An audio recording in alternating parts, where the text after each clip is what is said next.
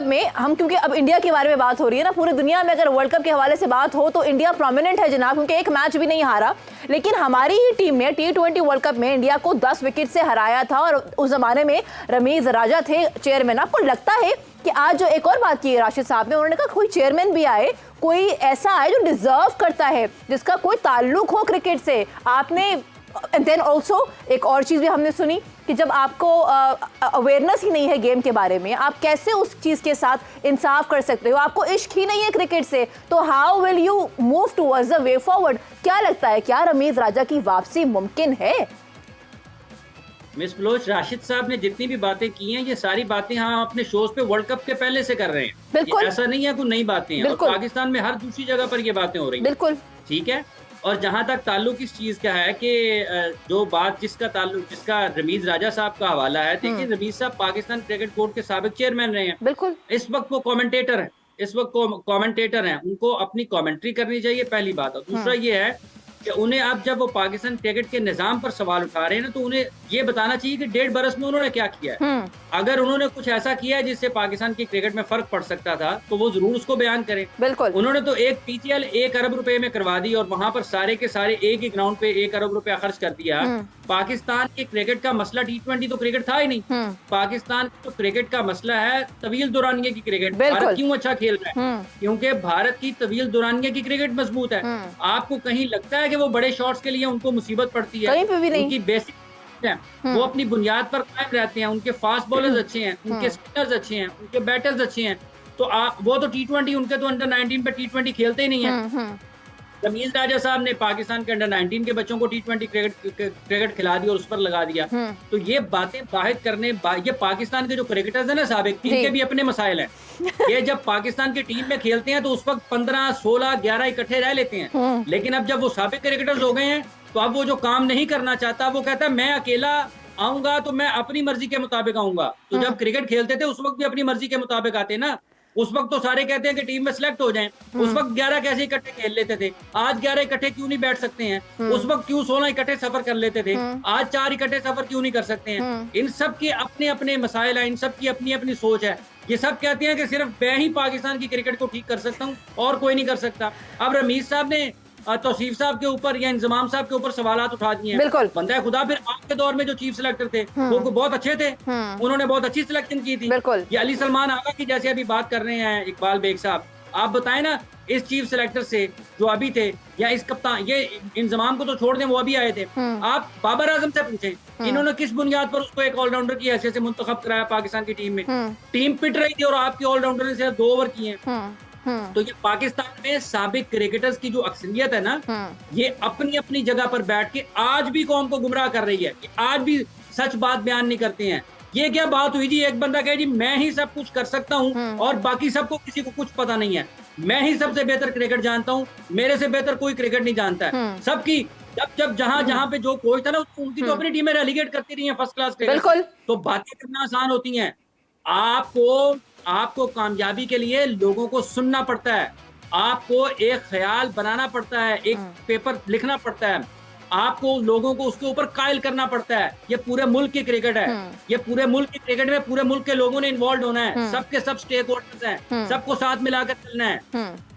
अच्छा, ये जो बात कह रहे हैं मिर्जा साहब, एक और चीज़ भी इसमें ऐड करना चाहूँगी, वो ये कि हमने अब देखा है कि हमारे जो खिलाड़ी हैं बेसिकली उनका जो मेजर इशू है वो ये है कि उनका इंटरेस्ट नहीं है फर्स्ट क्लास क्रिकेट को खेलने के लिए। They are more focused in T20। अभी बेशक आ रही है सीरीज ऑस्ट्रेलिया के साथ, न्यूजीलैंड, देन अगेन PSL आएगा, फिर वो सिनेरियो चेंज हो जाएगा। तो आखिर कब तक हम T20 ही खेलते रहेंगे? हम क्यों नहीं तरजीह दे रहे फर्स्ट क्लास को? ये मसला हल कैसे होगा? सबसे पहले तो मैं सारा जो हाफिज इमरान ने बात की ना, जो साबिक चीफ सिलेक्टर थे रमीज के दौर में, मोहम्मद वसीम जो कि लैपटॉप चीफ सिलेक्टर थे, कि अपने लैपटॉप को देखकर वो टीम मुंतखब करते थे, वाकई में उन्होंने उस वक्त क्यों नहीं इन लड़कों को मुंतखब किया? दूसरी चीज आप कह रही थी कि क्रिकेट से इनको इश्क है, इसलिए क्रिकेट से इश्क नहीं है इनको अपनी कुर्सी से इश्क है। असल चीज तो कुर्सी की है, इसकी वजह से। हाँ, मैं आपको सही बता रहा हूँ। ये बड़ी बात कह दी है आपने। ये बड़ी बात कह दी है, क्योंकि उनका जो कल वीडियो आया था, आई एम श्योर आपने देखा होगा, ही वॉज बीइंग एग्रेसिव। उन्होंने कहा अगर आपको इश्क नहीं है तो आप 1 इंच भी नहीं बदल सकते पाकिस्तान क्रिकेट बोर्ड की। नहीं इश्क तो 1.5 साल में इन्होंने क्या बदल दिया था? 1.5 साल में इनका मतलब इनको भी इश्क नहीं था। नहीं, जब ये चेयरमैन बने थे रमीज, तो बादशाह सलामत बन गए थे वो।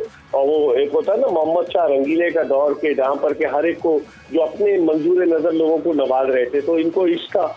अब ज़का अशरफ साहब को भी कुर्सी से इश्क है, क्योंकि अगर वो उनके पर काट दिए गए हैं तो उन्हें चाहिए ना कि वो कहते कि नहीं मैं ये नहीं ले सकता, जब मैं काम ही नहीं करूंगा तो आप मुझे बिला वजह बराए नाम चेयरमैन रख रहे हैं। तो इन सब लोगों को, जितने लोग भी हैं, कुछ साबिक टेस्ट क्रिकेटर्स पर तोल रहे।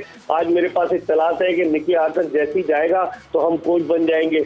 बहुत सारी चीजें हैं। कुछ साबिक टेस्ट क्रिकेटर इस चक्कर में है क्योंकि अभी इंटरम पीरियड के लिए तौसीफ अहमद को चीफ सेलेक्टर बनाया है, तो इस चक्कर में कि हम भी 25 लाख रुपए माहाना पे चीफ सेलेक्टर बन जाएंगे। तो सबका इंटरेस्ट जो है ना, अपना अपना पर्सनल इंटरेस्ट इन्वॉल्व है, जो पाकिस्तान क्रिकेट जिसकी वजह से सफर कर रही है।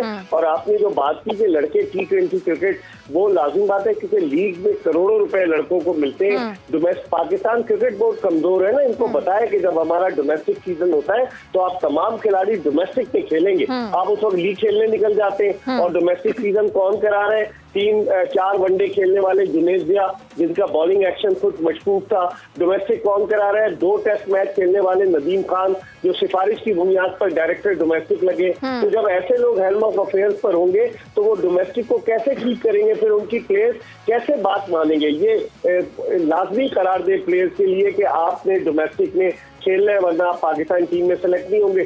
लेकिन कोई सुनते ही नहीं है। इस कान से सुनते हैं, दूसरे कान से उड़ा देते हैं। ये इनके पास कुछ अथॉरिटी नहीं है, मुझे लगता है, डोमेस्टिक क्रिकेट कराने वालों के पास और चेयरमैन PCB के, जिसकी वजह से खिलाड़ी इनको टर्म्स डिक्टेट करा रहे हैं। मैं पूछना चाहूंगी कि अगर इनके पास भी नहीं है अथॉरिटी, तो अथॉरिटी है किसके पास? बेग साहब, जैसे आपने अभी डोमेस्टिक क्रिकेट की बात की है, जब मुल्क में थोड़ा मौसम थोड़ा सा गर्म था, तो इन्होंने 4 डे क्रिकेट करवाई। इन्होंने 4 डे क्रिकेट करवाई। और मुल्क में मौसम थोड़ा सा सर्दी की तरफ जा रहा है तो इन्होंने 1 डे क्रिकेट शुरू कर दिया। और बंदा खुदा कुछ अकल से काम ले लें। आप थोड़े से गर्म मौसम में 1 डे क्रिकेट करवाएं, जहाँ पे बैटिंग पिचेस बने, लंबे रन बने। आप इस मौसम में जहाँ पर 4 डे क्रिकेट करवा रहे हैं, मौसम थोड़ा सा ठंडा है, 4 दिन की क्रिकेट करवाएं, जहां पे आपको पूरा दिन मुख्तलिफ किस्म के हालात में बल्लेबाजों को और बॉलर्स को उसका सामना करना पड़े। तो ये लोग तो ये फैसला नहीं कर पा रहे कि किस मौसम में कौन सी क्रिकेट करवानी है। इन्होंने पाकिस्तान की क्रिकेट की मुस्तकबिल का क्या बेहतर करना है? इनके अपने हालात तो बदल जाएंगे, ये पाकिस्तान क्रिकेट के हालात को मजीद खराब करेंगे। इनसे बेहतरी की तवक्को ना रखें।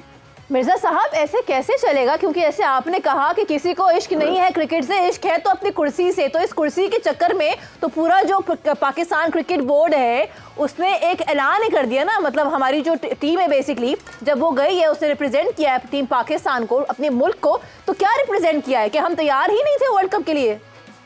देखिए सारा, यहाँ पर एक अच्छे एडमिनिस्ट्रेटर की जरूरत है। जिस तरह से एयर मार्शल रिटायर्ड नूर खान मरहूम थे, बड़े अच्छे एडमिनिस्ट्रेटर थे। आरिफ अब्बासी बड़े अच्छे एडमिनिस्ट्रेटर थे। यहाँ एक अच्छे एडमिनिस्ट्रेटर की जरूरत है और सिफारिश की बुनियाद पर चेयरमैन का तकर्रुर नहीं होना चाहिए। ये सिलसिला नजम सेठी साहब ने शुरू किया।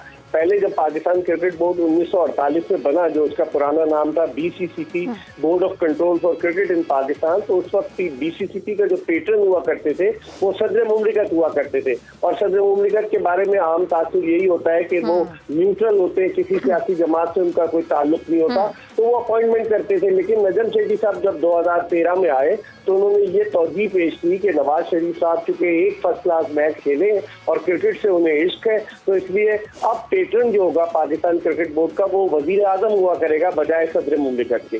तो जब वजीर आजम पेटर्न बने तो सियासी बुनियादों पर तकर्रुर शुरू हो गया। उन्होंने नजम सेठी का तकर्रुर किया।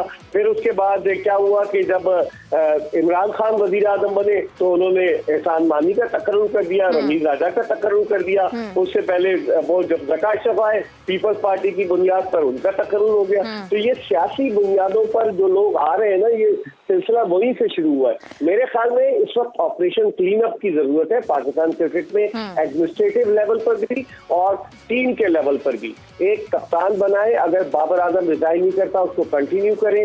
T20 वर्ल्ड कप आ रहा है, अब ये नया नारा लगा देंगे कि हम T20 वर्ल्ड कप के लिए टीम को रीबिल्ड कर रहे हैं।